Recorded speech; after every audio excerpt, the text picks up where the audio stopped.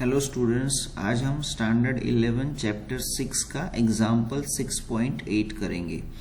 Question है a metal bar 70 centimetre long and 4 kg in mass supported on a two knife edges placed 10 centimetre from each and.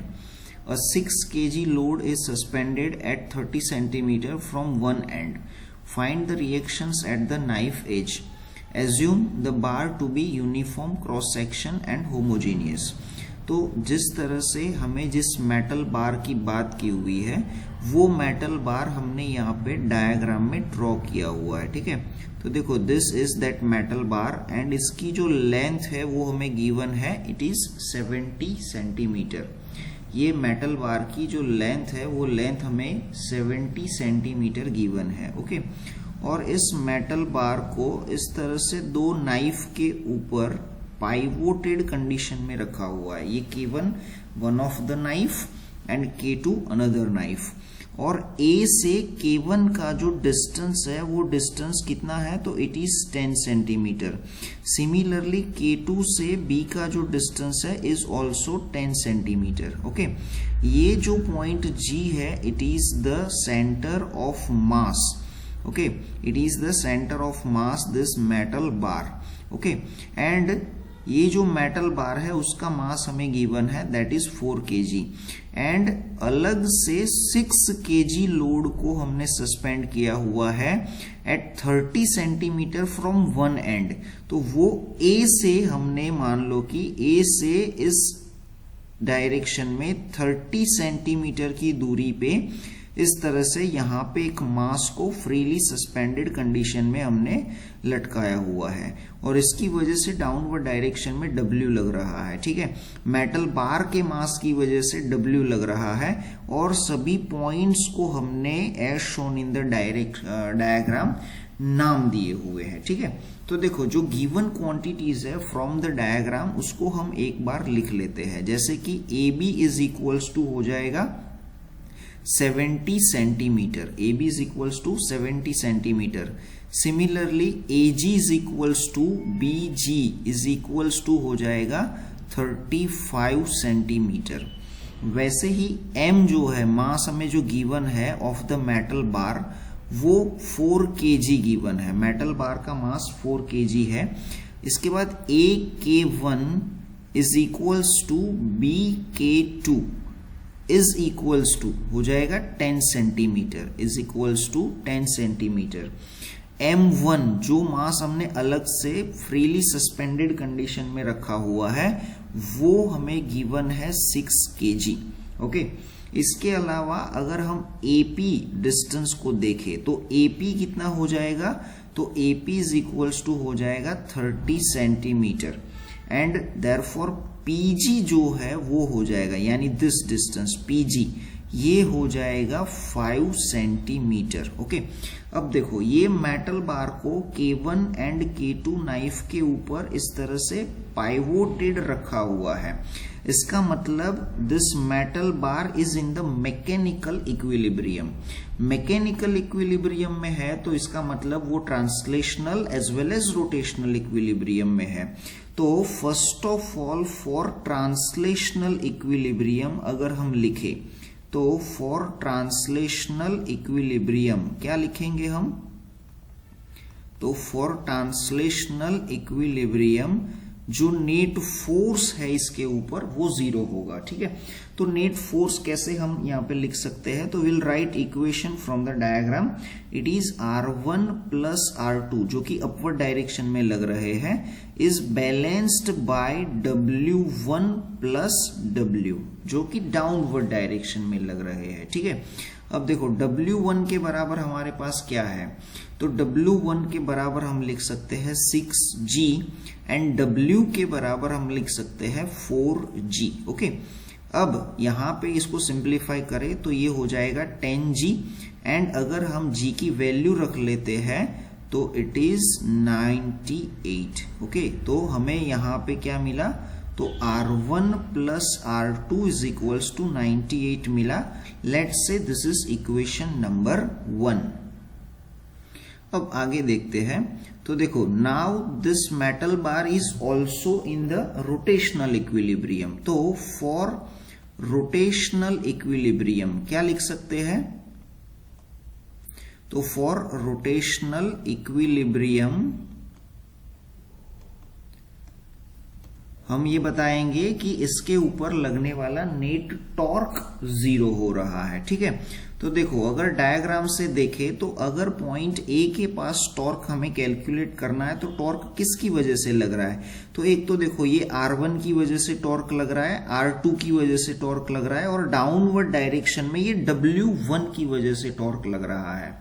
तो ये जो total torque होगा वो हमें 0 बताना है, because the system is in the rotational equilibrium. तो देखो इसके लिए हम यहाँ पे लिखेंगे first of all minus of R1 into distance. तो डिस्टेंस कितना होगा? तो G से R1 का डिस्टेंस कितना होगा? तो इट इज K1G। ओके, तो हम यहाँ पे लिखेंगे माइनस ऑफ R1, देयरफॉर करके लिखेंगे माइनस ऑफ R1, डिस्टेंस होगा यहाँ पे K1G। इसके बाद प्लस W1, इन बिटवीन हम W1 की वजह से कितना टॉर्क लग रहा है तो वो भी लिखेंगे। तो W1 का G से डिस्टेंस यानी ये PG है। ठीक है, तो हम यहाँ पे W1 इंटू PG लिखेंगे। इसके बाद प्लस R2, और ये डिस्टेंस कितना हो जाएगा? तो this is K2 into G, that is equals to 0। अब देखो यहाँ पे आपको ये चीज समझना होगा कि ये जो पॉइंट A है, तो पॉइंट A के पास टॉर्क इस डायरेक्शन में लगेगा एंड पॉइंट B के पास टॉर्क इस डायरेक्शन में लगेगा, एंड देयरफॉर हमें इन दोनों में से एक को नेगेटिव शो करना पड़ेगा। So therefore this equation is formed. अब देखो इस इक्वेशन को हम फर्दर सिंप्लीफिकेशन में ले जाते हैं। तो हम इस इक्वेशन को ऐसे भी तो लिख सकते हैं, R2 ब्रैकेट में हमारे पास है K2 into G, then minus of R1 bracket में K1 into G is equals to W1 को इस साइड ले लेते हैं तो ये हो जाएगा minus of W1 into PG। Okay, अब इसको फर्दर सिंप्लीफाई करते हैं तो देखो क्या होगा। तो यहां से अगर हम -1 कॉमन ले ले तो -1 कॉमन ले लेंगे तो अंदर क्या हो जाएगा? तो ब्रैकेट के अंदर देखो क्या होगा। तो ब्रैकेट के अंदर R1 into bracket K2G minus R2 into bracket K2G। Okay, यहाँ R1 हमने लिखा है तो R1 है तो यहाँ पे ये K1 हो जाएगा। ठीक है, तो this is K1 into G and equals to दूसरे साइड क्या होगा? तो दूसरे साइड हमारे पास है W1 इंटू ब्रैकेट में distance that is PG। Okay, अब देखो दोनों साइड माइनस का साइन है तो वो कैंसिल हो जाएगा। सो देयरफॉर इक्वेशन हमारे पास कुछ ऐसा बनेगा, R1 इंटू ब्रैकेट में K1G माइनस यहाँ पे हो जाएगा R2 ब्रैकेट में है K2 into G is equals to यहाँ पे क्या होगा? तो here we have negative sign, दोनों साइड कैंसिल हो गया। तो अब यहाँ पे क्या है? तो W1 इंटू ब्रैकेट में PG। अब देखो यहाँ पे हम इसकी वैल्यूज रख लेते हैं। तो अगर हम इसकी वैल्यूज पुट कर लेते हैं तो K1G एंड K2G की वैल्यू कितनी है? तो देखो हमने जो गिवन वैल्यूज लिखी हुई है तो उसमें हमारे पास है K1G is equals to K2G।